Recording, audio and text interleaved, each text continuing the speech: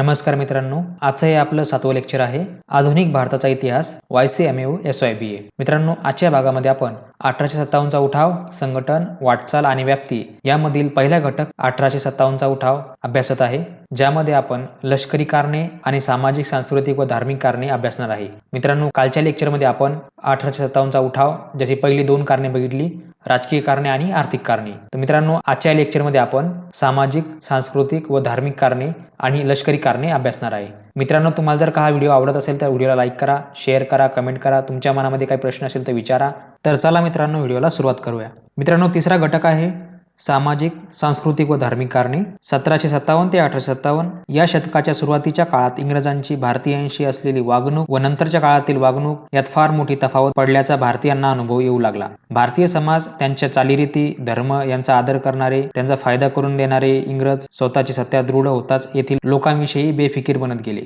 ही त्यांची बेफिकिरी त्यांच्या व्यक्तिगत वागण्यात व त्यांनी केलेल्या कायदे कानूनद्वारा व्यक्त होत राहिली. यामुळे खरे तर सारा समाज इंग्रज विरुद्ध रागावलेला होता. सुशिक्षित समाज निदान काही अंशी तरी हा राग सौम्य प्रकारे व्यक्त करू शकत होता. बॉम्बे असोसिएशन, बंगाल असोसिएशन यांसारख्या संघटनांनी व्यासपीठे त्यांना उपलब्ध होती. काही वेळा सुशिक्षित वर्ग आपले विरोधी विचार वर्तमानपत्रांच्या माध्यमातून व्यक्त करू शकत असे, परंतु बहुसंख्य अशिक्षित किंवा अर्धशिक्षित वर्गातील लोकांचा कोंडमारा झाला असणार हे उघड आहे. त्यामुळे त्यांच्या बाबतीत उद्रेकाच्या क्षणाची गरज होती. एकदा उद्रेक होताच त्यांच्या इंग्रज द्वेषाने उफळून आला असणार. लोकांच्या रागाचा पारा चढण्यास कारणीभूत होतील असे अनेक प्रसंग वेळोवेळी घडत होते. त्यापैकी पहिला प्रसंग बघूया आपण. इंग्रजांच्या उद्दामपणाचे उत्तम उदाहरण आग्रा येथे तेथील इंग्रज न्यायाधीशाने लावलेल्या एका जाहीरनाम्यात बघायला मिळते. तो जाहीरनामा असा: प्रत्येक भारतीयाने, मग तो कोणत्याही दर्जाचा वा वर्गातील असो, रस्त्यातून जाताना एखादा इंग्रज पाहिला की त्या गोऱ्याला सलाम केलाच पाहिजे. भारतीय माणूस जर घोड्यावर बसलेला असेल किंवा गाडीत बसलेला असेल तर त्याने पाय उतार होऊन तो साहेब जाईपर्यंत अदबीने उभे राहिले पाहिजे. हे न झाल्यास जबर दंड केला जाईल. अशा प्रकारचे कायदे कानून सर्व देशभर जारी केले जाऊ लागले. राजा राममोहन राय यांसारख्या माणसालाही असा कायदा न पाळल्याबद्दल अपमान सहन करावा लागला होता. इंग्रज साहेबांनी भारतीय माणसाला क्षुल्लक कारणावरून बडवणे ही तर सर्रासपणे होणारी गोष्ट होती. अशा वेळी भारतीयांचा मृत्यू ओढवल्याची अनेक उदाहरणे आहेत. दुसरा प्रसंग: मोठ्या हुद्द्याच्या जागा इंग्रजांसाठीच असाव्यात हा नियमच होता. कित्येक वेळा नुकत्याच मिसरूळ फुटलेल्या इंग्रज अधिकाऱ्यापुढे प्रौढ व गुणवान भारतीय सेवकांना सुद्धा लवून सलाम करावा लागे व अदमीने मान खाली घालून काम करावे लागे. इंग्रजांच्या वंशश्रेष्ठाचा अहंकार यात उघड उघड प्रतीत होत असे. स्वाभिमानाची भारतीय मनाला हा इंग्रजी उद्दामपणा झोंबल्याशिवाय कसा राहिला असता. तिसरा प्रसंग बघूया. बंगाल सोडून इतरत्र टॉमस मॅन्रो नामक साहेबाने शिफारस केलेली महसुलाची नवीन पद्धत चालू करण्यात आली होती. या पद्धतीमध्ये रयतेचा गाव पंचायत व तालुकदार यांच्याशी पूर्वी असलेला संबंध तोडण्यात आला व थेट सरकारला सारा भरण्यास सुरुवात झाली. त्यामुळे हा मध्यस्थ वर्ग रुष्ट झाला होता. जमिनीची मालकी निश्चित करण्यासाठी पूर्वापर मिळालेल्या वतनपत्रांची किंवा सनदांची तपासणी सरकारने सुरू केली. अनेकांच्या सनदा वतनपत्रे यापूर्वी कधी गरज न भासल्याने गहाळ झाली होती किंवा वाळवीच्या भक्ष्यस्थानी पडलेली होती. या नव्या तपासणीमुळे अनेक छोट्या मोठ्या शेतकऱ्यांना जमिनी सरकार जमा करण्यात आल्या. पुढचा प्रसंग बघूया. 1813 पर्यंत ख्रिस्ती मिशनऱ्यांना धर्मप्रसारासाठी इतस्ततः हिंडण्यास मनाई होती. 1813च्या चार्टर्ड ॲक्टनुसार मिशनऱ्यांना प्रथमच परवानगी देण्यात आली. हळूहळू ख्रिस्ती मिशनरी मोठ्या संख्येने गावोगाव फिरून धर्मप्रसार करण्यात जाऊ लागले. बाजाराच्या दिवशी अथवा हिरवी गावातील एखाद्या मोक्याच्या जागी हिंदू व इस्लाम धर्मावर यथेच्छ तोंडसुख द्यावे, खोटीनाती टीका करावी असा प्रकार सुरू झाला. कित्येकदा मिशनच्या शाळांमध्ये शिक्षकच धर्मप्रसार करत. त्यामुळे इंग्रजी शिक्षणाकडेही लोक संशयाने पाहू लागले. धर्मप्रचारासाठी ज्ञानोदय सारखी नियतकालिके सुरू झाली. इंग्रजांनी ख्रिस्तीतर धर्म बुडवल्याचा चंग बांधला आहे अशी लोकांची समज होऊ लागली. पुढील प्रसंग आहे. इंग्रजी शाळांची संख्याही यानंतरच वाढू लागली. यापैकी अनेक शाळा ख्रिस्ती धर्म संघटना मार्फत चालवल्या जात. त्यामुळे इंग्रजी शिक्षण पाठोपाठ इंग्रजांचा धर्मही येथे सर्वदूर पसरणार अशी भीती लोकांच्या मनात घर करून बसली. इंग्रजी विद्या शिकलेल्या काही हिंदू व मुस्लिम तरुणांनी ख्रिस्ती धर्माची दीक्षा घेतली होती. महाराष्ट्रातील निळकंठ शास्त्री गोरे, बाबा पदमनजी शेषाद्री बंधू ही तर त्या काळातील प्रसिद्ध उदाहरणे आहेत. इतर प्रांतातही असे धर्मांतर केलेले अनेक तरुण होते. बंगालमधील ब्राह्मो समाजाची शिकवण ख्रिस्ती धर्म तत्वांवर बेतलेली आहे असे उघड उघड बोलले जाई. इंग्रजी विद्याविभूषित हिंदी तरुणांचेच हे उद्योग असून ती कुऱ्हाडीचा दांडा गोताच काळ ठरणार असा सर्वत्र समज होऊ लागला.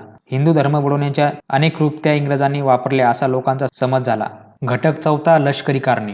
1857च्या उठावात इंग्रज सरकारच्या लष्करातील भारतीय सैनिकांचा वाटा महत्त्वाचा होता. या भारतीय सैनिकांना शिपाई अशी संज्ञा आहे.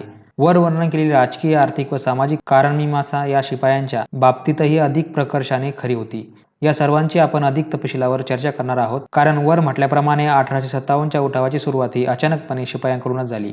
भारतीय रंगरूटांना शिक्षण देऊन त्यांच्यामधून कवायतीचे शिक्षण घेतलेले शिस्तबद्ध सैन्य उभारायचे व त्यांच्या जोरावर आपले साम्राज्य वाढवायचे, जतन करायचे, या कल्पनेला फ्रेंचांचा गव्हर्नर डुप्ले यांनी प्रथम मूर्त स्वरूप दिले. त्याचाच कित्ता गिरवून क्लाईव्हने इंग्रजी लष्करात भारतीयांची भरती करण्याचे तंत्र अवलंबले. इंग्रजांचे साम्राज्य भारतात जसजसे दृढमूल होऊ लागले तसतसा सैन्यबलाचा विस्तार होणेही अटळ बनले. एकूण सैन्यात भारतीय शिपायांची संख्या नेहमीच मोठी होती. उलट उच्च अधिकार पदावर फक्त इंग्रज माणसेच नेमली जात. सुरुवातीला मुंबई, मद्रास व बंगाल प्रांताच्या आपापल्या स्वतंत्र तुकड्या असत. त्यावर प्रत्येक प्रांतात स्वतंत्र सेनापती असे. पुढे बंगालचे लष्कर हे मध्यवर्ती सरकारचे लष्कर बनले व त्याचा प्रमुख हा सर्व देशातील लष्कराचा सरसेनापती म्हणून ओळखला जाऊ लागला. याशिवाय तैनाती फौजेच्या पद्धतीनुसार त्या त्या संस्थानात ठेवलेले फौज व कंपनी इंग्रज लष्कराचा भाग बनले. मुंबई व मद्रासच्या लष्करी तुकड्यामध्ये, विशेषतः बंगाल आर्मीमध्ये प्रामुख्याने उच्चवर्णीय हिंदू असत. ब्राह्मण, जाट, राजपूत व पठाण यांची भरती मोठ्या प्रमाणात झालेली होती. त्यातही अधिक भरणा उत्तर भारतातील व अयोध्येच्या प्रांतातील पुरभम्यांचा व मुस्लिमांचा असे. इंग्रज सरकारला अनेक लष्करी विजय प्राप्त करून देणाऱ्या या भारतीय शिपायांचे त्यांच्या वरिष्ठांशी सुरुवातीला चांगले जिव्हाळ्याचे संबंध होते. या शिपायांची नेकेही वादातील होती, पण ही परिस्थिती हळूहळू बदलत गेली. इंग्रज सत्तेचा जम बसवण्याचे काम चालू असताना गोरे अधिकारी शिपायांच्या धार्मिक समजुतींना जपत. अनुभवी शिपायांचा मान राखला जाई. इंग्रज सरकारचे आसन स्थिरावताच हे सर्व गाडे उलटले. देशी शिपायांकडे तुच्छतेने पाहण्यास सुरुवात झाली. त्यांच्या धार्मिक समजुतींची टिंगलटवाळीच होऊ लागली. सैन्यातील शिस्तीच्या नावाखाली धर्मपर भावना, आवडीनिवडी, चालीरीती यांवर अचानक जाचक बंधने पडू लागली. देशी पलटणीत प्रथम दाढी राखण्यास मुभा होती, पण नंतर इंग्रज पद्धतीने कल्ले राखून दाढी कापण्याची सक्ती झाली. मुस्लिम शिपायांना ही बाब विशेष चिंतेची वाटू लागली. हिंदू शिपायांची कानात बाळ्या घालण्याची व कपाळावर गंधाचा टिळा लावण्याची सवलतही काढून घेण्यात आली. पगडी परिधान करण्यास बंदी आली व त्याऐवजी पट्टे असलेली नवीन प्रकारची इंग्रजी टोपी आली. सनातनी व कट्टर धार्मिकांना ही सुधारणा अजिबात आवडली नाही. त्यातूनच 1806 साली वेलोर येथे शिपायांचे बंड झाले होते, पण ते वेळीच दडपण्यात आले. तरी पण शिपायांच्या धार्मिक भावना दुखावणारे नवे नियम रद्द करण्यात आले. 1822 मध्ये अर्काट येथेही अशाच प्रकारचा बंडाचा कट चालला होता. दिल्ली व अर्काट येथे असंख्य हिंदू व मुसलमान आहेत. सर्वांनी मिळून यत्न केल्यास इंग्रज चुटकीसारखे पराभूत होतील. म्हणून सर्वांनी ठरलेल्या दिवशी इशारा मिळताच बंड करावे, अशा अर्थाचे एक गुप्त पत्र मद्रासचे गव्हर्नर टॉमस मॅनरो यांच्या हातात पडले होते. धन व मान फक्त गोऱ्या लोकांनाच. हिंदी शिपायांनी फक्त जीवापाड मेहनत करून इंग्रजांना मुलूक जिंकून द्यायचा, तरीही त्यांचा पगार 5 रुपयांच्या वर जाणार नाही. सर्व इनामे तेवढी गोऱ्या सोजिरांना. या व इतर कारणावरून 1824 मध्ये बराकपूरच्या छावणीतही बंड झाले होते. या पलटणींना समुद्रपार पाठवले जाणार नाही, असे पूर्वी आश्वासन देऊन सुद्धा वेळ पडताच ब्रह्मदेशाला जाण्याची आज्ञा देण्यात आली. हे बंडही चिरडून टाकण्यात आले. पण अशा प्रसंगामुळे हिंदी शिपायांच्या इंग्रजांवरील विश्वास उडाला होता. 1842 मध्ये भारतीय शिपायांनी पराक्रमी शर्थ करून काबूल शहर इंग्रजांना जिंकून दिले. त्यापूर्वी इंग्रज सोजिरांनी केलेल्या प्रयत्नात सर्व तुकडीच्या तुकडी अफगाणमधून मारली गेली होती. भारतीय शिपायांनी 1843 मध्ये सिंध प्रांतही जिंकून दिला. पण या सर्वांचे फळ काय, तर सिंध आता इंग्रजी साम्राज्यात सामील झाल्याचे तो परप्रांत राहिला नाही. या सबबीखाली पूर्वी मिळणारा जादा भत्ता बंद करण्यात आला. 1849 साली पंजाब प्रांत जिंकल्यानंतरही हाच अनुभव आला.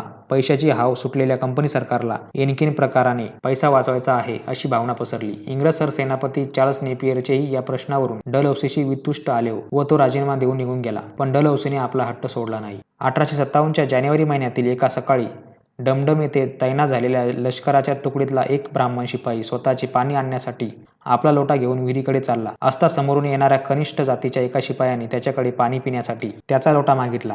आपला धर्म बुडेल या कारणास्तव त्या ब्राह्मण शिपायाने लोटा देण्यास नकार दिला.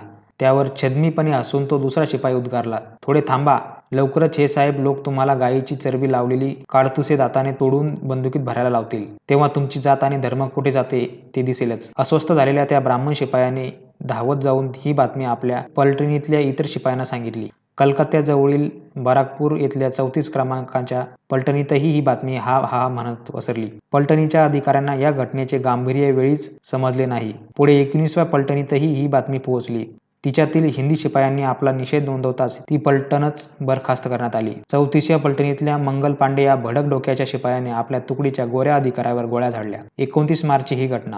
पुढे कोर्ट मार्शल होऊन मंगल पांडेला फाशी शिक्षा 8 एप्रिलला देण्यात आली. पण त्या सर्व परिसरात इतके इंग्रज विरोधक निर्माण झाले होते की फाशी देणाऱ्या स्थानिक सेवकांनी पांडेला फाशी देण्याचे नाकारले.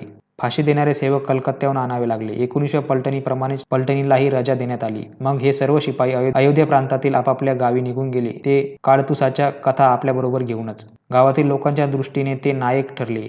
हिंदू मुसलमानांना धर्म बुडवण्याचा इंग्रज प्रणित कारवायांच्या अफवा पसरू लागल्या. चरबी लावलेली संशयास्पद काडतुसे मागे घेण्यात येऊनही काडतुसांचे हे प्रकरण इंग्रजांना चांगलेच भोवले. काडतुसांची बातमी मिरजच्या छावणीत येऊन थडकली.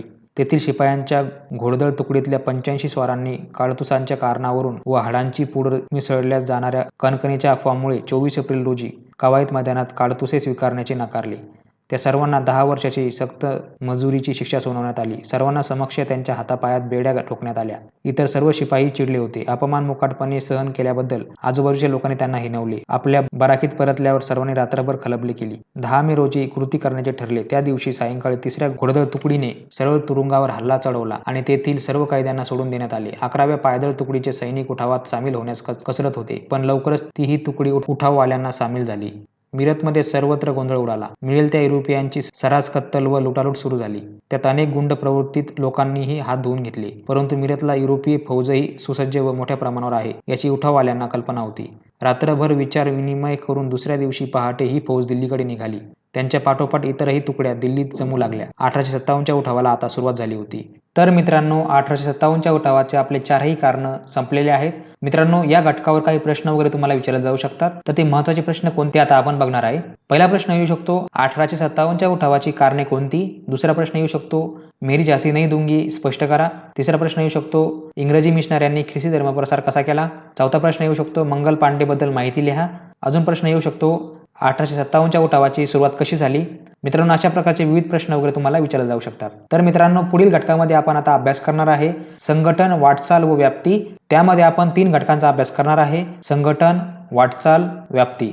तर मित्रांनो, तुम्हाला जर का हा व्हिडिओ आवडला असेल तर व्हिडिओला लाईक करा, शेअर करा, कमेंट करा. तुमच्या मनामध्ये काही प्रश्न वगैरे असेल तुम्हाला विचारू शकता. टेलिग्राम चॅनलची लिंक मी तुम्हाला डिस्क्रिप्शनमध्ये दिलेली आहे. तुम्ही त्यावर जॉईन करू शकता. त्यावर मला तुम्ही प्रश्न वगैरे विचारू शकता. त्यावर मी रोज नवीन अपडेट वगैरे देत असतो. तर मित्रांनो, भेटूया पुढच्या व्हिडिओमध्ये. तोपर्यंत बघत राहा, शिकत राहा. जय हिंद, जय महाराष्ट्र.